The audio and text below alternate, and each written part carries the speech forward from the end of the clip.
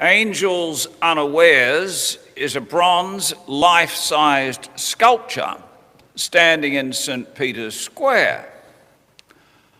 Unveiled by Pope Francis, it depicts a group of migrants and refugees from different cultural and racial backgrounds throughout history.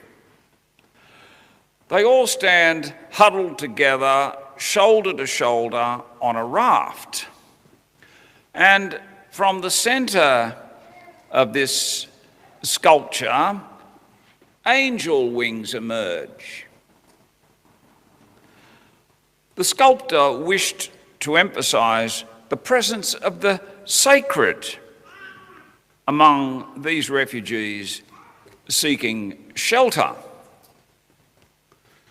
The inspiration behind the title, Angels Unawares, is a biblical text taught to children for centuries. You may remember it. Do not neglect to show hospitality to strangers, for thereby some have entertained angels unawares.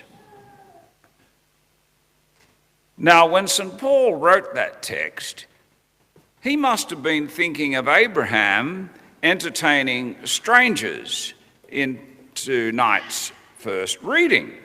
Here's the story. Abraham snoozing in the noonday sun. He sees figures approaching. He's not sure, is it one or is it three?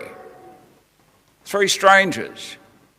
He jumps up and rushes to greet them and says, "Welcome, welcome, what are you doing here in the middle of the desert?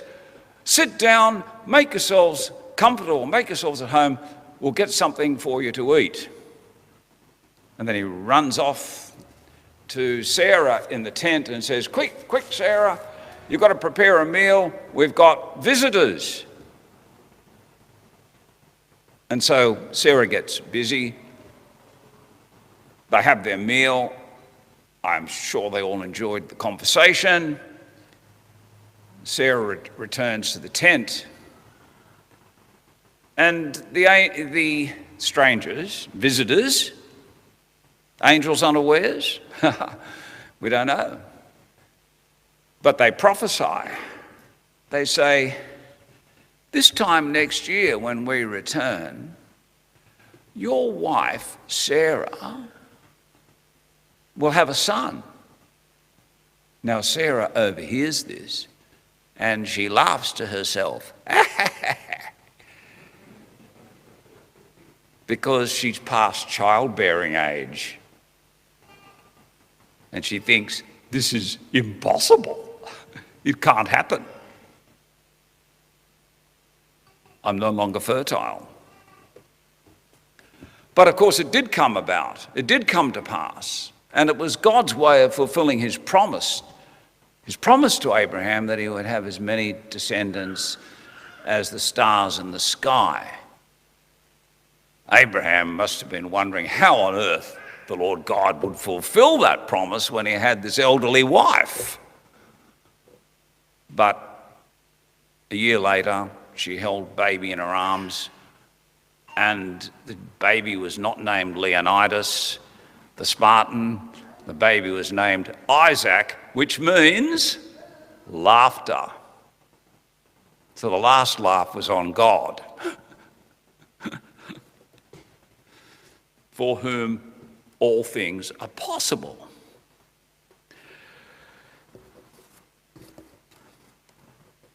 There's another story tonight about hospitality. Martha, Mary, and Lazarus invited Jesus to their home. They were not entertaining an angel, they were entertaining God himself. Now Martha knew that he was the font of wisdom, so she sat at his feet and hung on his every word, while Martha ran around busily preparing many dishes. I see some of you chuckling because you're probably going to have lots of different dishes tonight after the baptism. But Martha was doing it all on her own.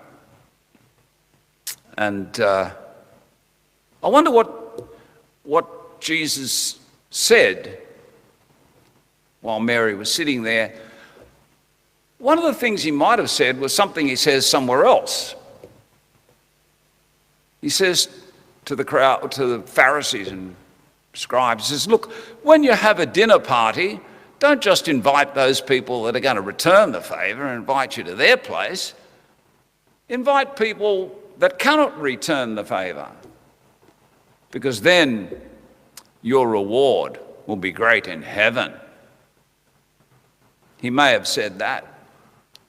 And then he had to say to Martha, he said, Martha,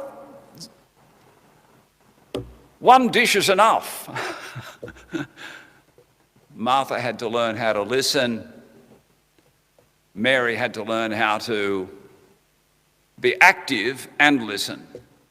You know, sometimes that's the lesson we too also have to learn. Unity of life, action and contemplation. So often we make an excuse. I have no time for church. I have no time to pray. It's not just a matter of going into the church. You could have your mind somewhere else.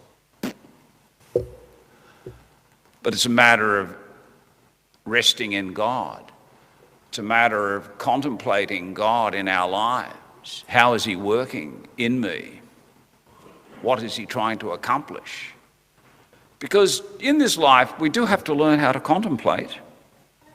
Because we're going to be contemplating God's vitality, God's activity during eternity, hopefully. And it'll be an inexhaustible font of discovery. So we better get used to that and learn how to do it. The contemplative spirit.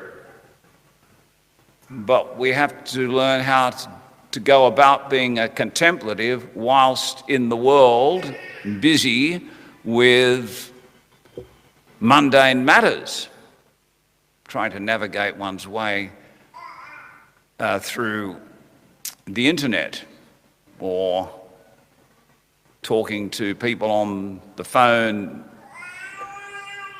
trying to get something done or accomplished. I'll tell you what, it's becoming a nightmare, but anyway.